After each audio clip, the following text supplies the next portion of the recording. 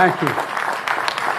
Thank you, thank you, thank you. President Thomas, faculty, staff, alumni, and a special thanks. I'll ask all the folks who helped you get here, your mothers, fathers, grandmothers, grandfathers, all those who got you here, all the way in the back. Please, parents, grandparents, all will help. Stand up because we owe you a debt of gratitude.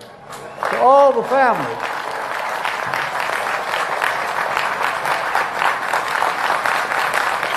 And that is not hyperbole. A lot of you, like my family, had to make significant sacrifices to get your kids to school. It mattered. It's mattered a lot. And the friends of Morehouse and the Morehouse men of the class of 2024, I got more Morehouse men in the White House telling me what to do than I know what to do. You all think I'm kidding, don't you? You know I'm not. And it's the best thing that's happened to me. Scripture says, the prayers of a righteous man availeth much. In Augusta, Georgia, a righteous man once enslaved set foot for freedom. The story goes, he feared no evil. He walked through the valley of the shadow of death on his way north to free soil in Philadelphia. A Baptist minister, he walked with faith in his soul, power in the steps of his feet to glory. But after the Union won the war, he knew his prayers availed him freedom that was not his alone. And so this righteous man, Richard Coulter, returned home, his feet weary, his spirit in no ways tired. 157 years ago, you all know the story, but the rest of the world doesn't and should. In the basement of a Baptist church in Augusta, he and two other ministers, William Jefferson White and Edmund Turney, planted the seeds of something revolutionary. And it was at the time. A school to help formerly enslaved men enter the ministry, where education would be the great equalizer from slavery to freedom, an institution of higher learning that would become Morehouse College. I don't know any other college in America that has that tradition, that consequence. To the class of 2024, you join, as you know, a sacred tradition. And education makes you free, and Morehouse education makes you fearless. I mean it. Visionary, exceptional. Congratulations, you are Morehouse men. God love you.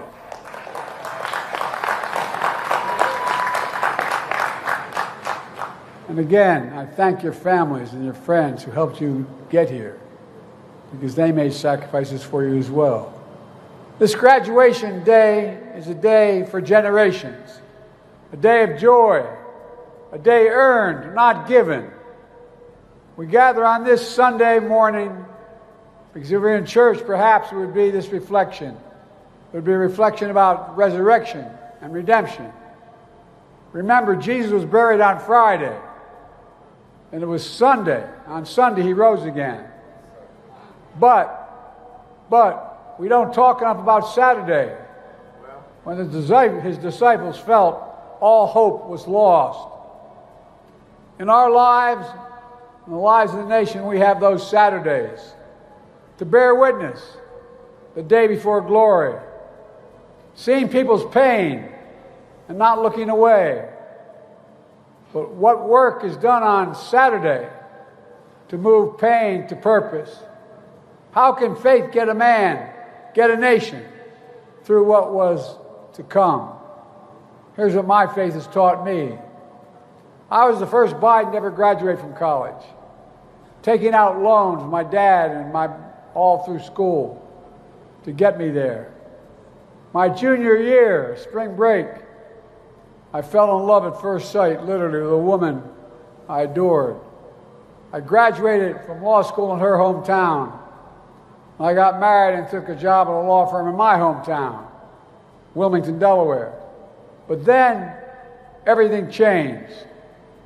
One of my heroes, and he was my hero, a Baptist minister, a Morehouse man, Dr. Martin Luther King, In April of my law school graduation year, he was murdered. My city of Wilmington, we were, to our great shame, a slave state, and we were segregated. Delaware erupted into flames when he was assassinated, literally. We're the only city in America where the National Guard patrolled every street corner for 9 full months with drawn bayonets, the longest stretch of any American city since the Civil War. Dr. King's legacy had a profound impact on me and my generation, whether you were black or white. I left the fancy law firm I had just joined and decided to become a public defender and then a county councilman, working to change our state's politics to embrace the cause of civil rights. The Democratic Party in Delaware was a Southern Democratic Party at the time. We wanted to change it to become a Northeastern Democratic Party. Then we were trying to get someone to run for the United States Senate the year Nixon ran. I was 29 years of age. I had no notion of running. I loved reading about everybody knew I was going to run. I didn't know I was going to run. When a group of senior members of the Democratic Party came to me, they couldn't find anybody to run, and said, "You should run." Nixon won my state by 60% of the vote. We won by 3,100 votes. We won by the thinnest of margins. But with a broad coalition, including students from the best HBCU in America, Delaware State University. You guys are good. They got me elected. Y'all think I'm kidding. I'm not kidding. But by Christmas, I was a newly elected senator hiring staff in Washington, D.C., when I got a call from the first responders, my fire department in my hometown, that forever altered my life. They put a young woman, first responder, on the line to say, "There's an automobile accident. Tractor trailer hit your wife's car while she was Christmas shopping with her 3 children." And she, poor woman, she just blurted out, she said, "Your wife and daughter are killed. My 13-year-old daughter are dead. And your almost 3-year-old and 4-year-old sons are badly injured. We're not sure they're going to make it either." I rushed from Washington to the bedside. I wanted to pray, but I was so angry. I was angry at God. I was angry at the world.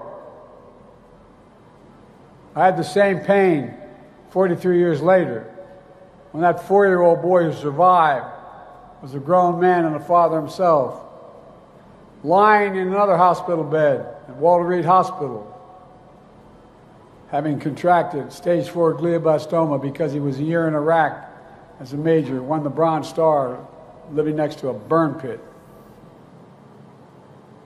Cancer took his last breath. In this walk of life, you can understand, you come to understand, that we don't know where or what fate will bring you, or when. We also know we don't walk alone. When you've been a beneficiary of the compassion of your family, your friends, even strangers, you know how much the compassion matters. I've learned there is no easy optimism, but by faith, we can find redemption. I was a single father for 5 years. No man deserves one great love, let alone 2. My youngest brother was a hell of an athlete, did a great thing. He introduced me to a classmate of his. Said, "You'll love her. She doesn't like politics." But all kidding aside, until I met Jill, who healed the family in all the broken places. Our family became my redemption. Many of you have gone through similar or worse and even worse things. But you lean on others. They lean on you. And together you keep the faith in a better day tomorrow. But it's not easy. I know 4 years ago, as some of your speakers have already mentioned, it felt like one of those Saturdays. The pandemic robbed you of so much. Some of you lost loved ones, mothers, fathers, brothers, sisters, who aren't able to be here to celebrate with you today. You missed your high school graduation. You started college just as George Floyd was murdered. And there was a reckoning on race. It's natural to wonder if democracy you hear about actually works for you. What is democracy? If black men are being killed in the street, what is democracy? The trail of broken promises still leave black communities behind. What is democracy? You have to be 10 times better than anyone else to get a fair shot. And most of all, what does it mean, as we've heard before, to be a black man who loves his country, even if it doesn't love him back in equal measure?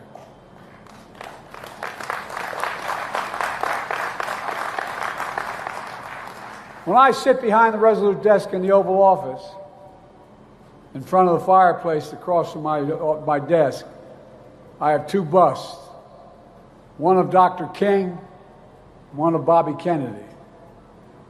I often find myself looking at those busts, making decisions. Ask myself, are we living up to what we say we are as a nation? To end racism and poverty? To deliver jobs and justice? To restore our leadership in the world? I look down and see the rosary on my wrist. That was that of my late son he had on him when he died at Walter Reed, and I was with him. I asked myself, what would he say? I know the answer because he told me in his last days. My son knew the days were numbered. The last conversation was, Dad, I'm not afraid, but I'm worried. I'm worried you're going to give up when I go. You're going to give up. We have an expression in the Biden family. When you want someone to know, give your word, you say, look at me. He was lying to me, he said, look at me, Dad. Look at me. He said, give me your word. Give me your word as my father, that you will not quit, that you will stay engaged. Promise me, Dad. Stay engaged. Promise me. Promise me. I wrote a book called Promise Me, Dad, not for the public at large, although a lot of people will end up buying it. It's for my grandchildren and great-grandchildren to know who Beau Biden was. The rose around my wrist, the bust in my office remind me that. Faith asks you to hold on to hope, to move heaven and earth, to make better days. Well, that's my commitment to you, to show you democracy, democracy, democracy is still the way. If black men are being killed in the street, we bear witness.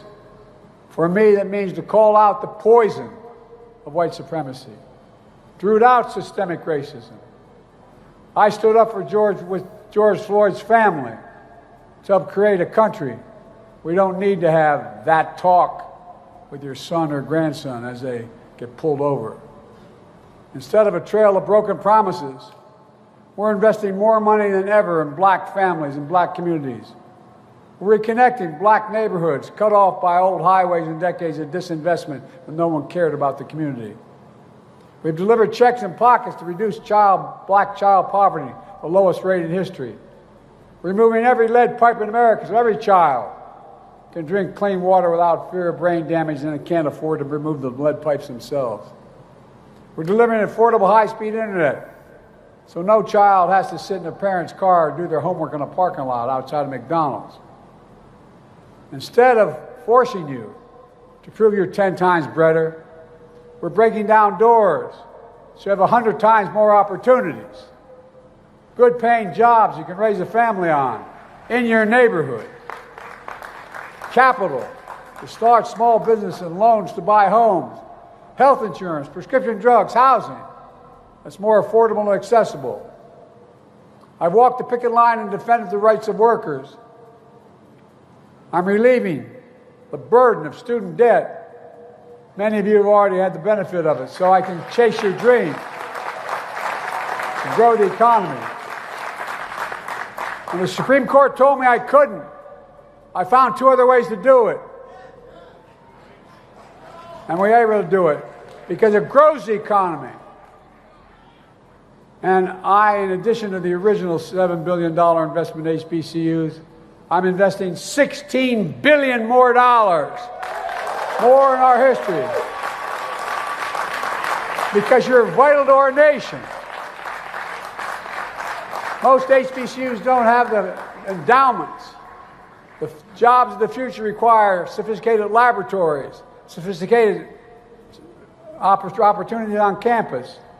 We're opening doors so you can walk into a life of generational wealth, to be providers and leaders to your families and communities. Today, record numbers of Black Americans have jobs, health insurance, and more than ever. Democracy is also about hearing and heeding your generation's call to a community free of gun violence and a planet free of climate crisis, and showing your power to change the world. But also know, some of you ask, what is democracy? We can't stop wars that break out and break our hearts. In a democracy, we debate and dissent about America's role in the world. I want to say this very clearly. I support peaceful, nonviolent protest. Your voices should be heard, and I promise you I hear them. I determined to make my administration look like America. I have more African Americans in high places, including on the court, than any president in American history, because I need the input. What's happening in Gaza and Israel is heartbreaking. Hamas's vicious attack on Israel, killing innocent lives and holding people hostage. I was there 9 days after.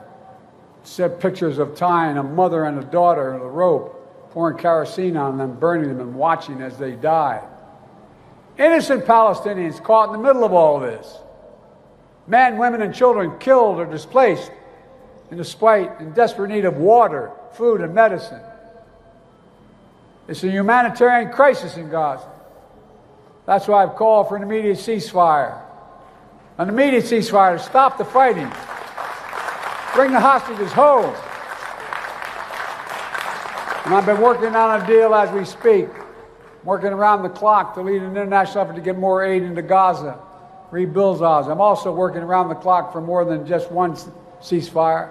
I'm working to bring the region together, working to build a lasting, durable peace. Because the question is, and you see what's going on in Israel today, what after?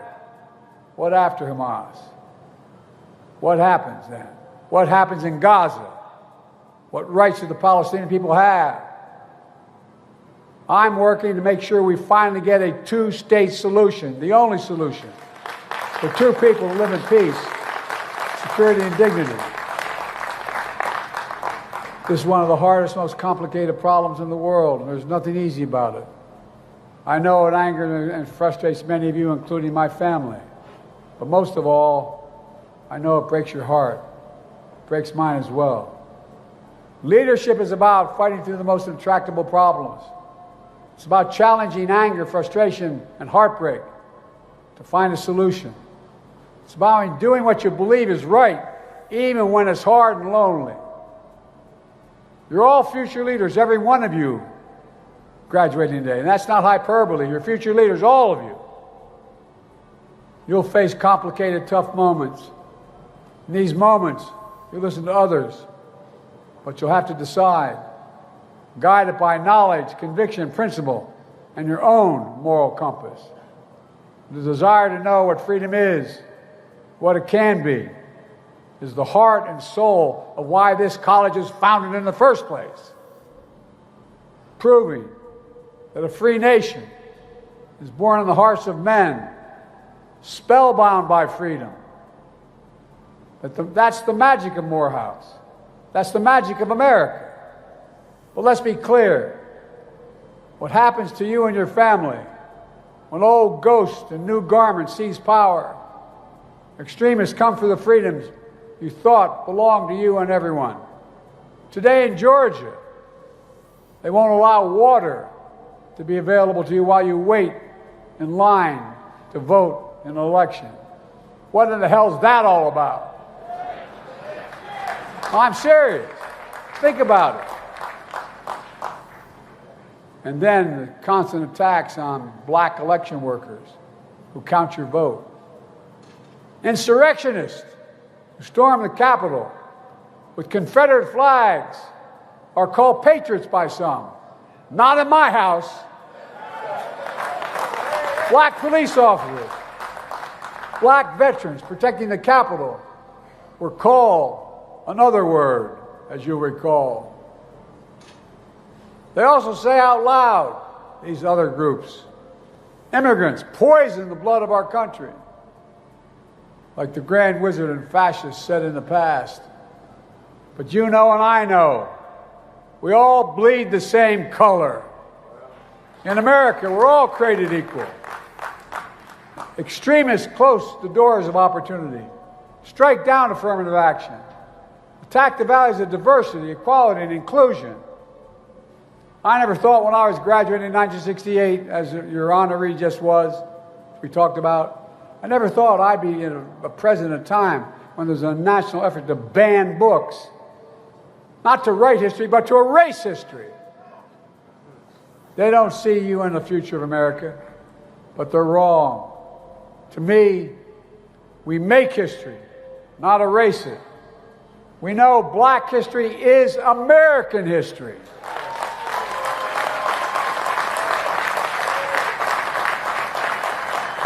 Many of you graduates don't know me, but check my record. You know what I'm saying. I mean from my gut. We know black men are going to help us lead us to the future. Black men from this class in this university.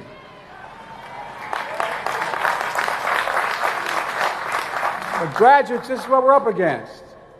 Extremist forces aligned against the meaning and message of Morehouse. And they peddle a fiction, a caricature, what being a man is about. Tough talk, abusing power, bigotry. Their idea of being a man is toxic. I ran them all the time when I was younger. I only get started. But that's not you. It's not us.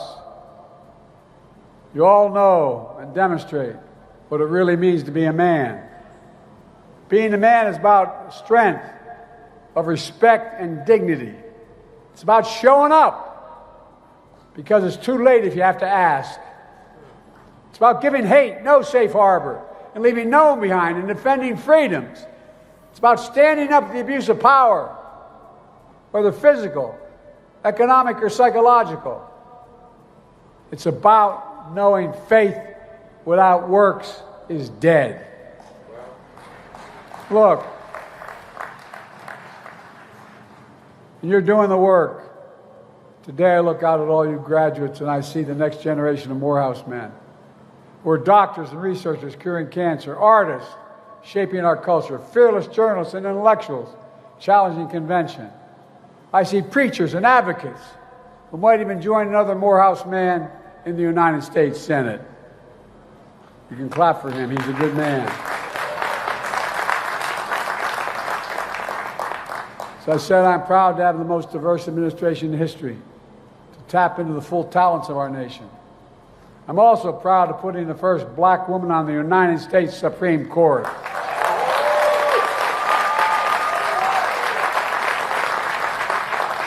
And I have no doubt one day a Morehouse man will be on that court as well. Oh, you know it. I've been vice president of the first black president and become my close friend, and president to the first woman vice president. Well, I have no idea, no doubt, that a Morehouse man will be president one day, just after an AKA from Howard.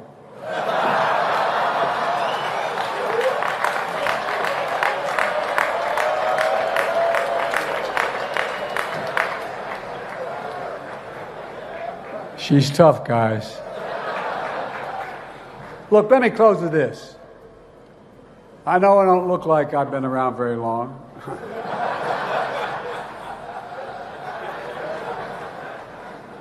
But in my career, for the first 30 years, I was told, "You're too young, kid." It used to stop me from getting on the Senate elevator when I first got there, for real.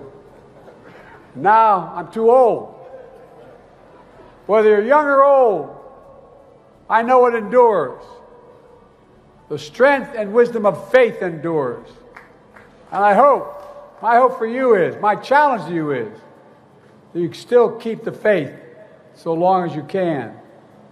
That cap on your head proves you've earned your crown. The question is now, 25 years from now, 50 years from now, when you're asked to stand and address the next generation of Morehouse men, what will you say you did with that power you've earned? What will you say you've done for your family, for your community, your country, when it mattered most? I know what we can do. Together we're capable of building a democracy worthy of our dreams. A future where even more your brothers and sisters can follow their dreams. A boundless future where your legacies lift us up to show those who follow. A bigger, brighter future that proves the American dream is big enough for everyone to succeed. Class of 2024, 4 years ago it felt probably like Saturday. 4 years later you made it to Sunday, to commencement, to the beginning. And with faith and determination, you can push the sun above the horizon once more. You can reveal the light of hope, and I'm not kidding, for yourself and for your nation. The prayers of a righteous man availeth much. A righteous man, a good man, a Morehouse man. God bless you all. We're expecting a lot from you. Thank you.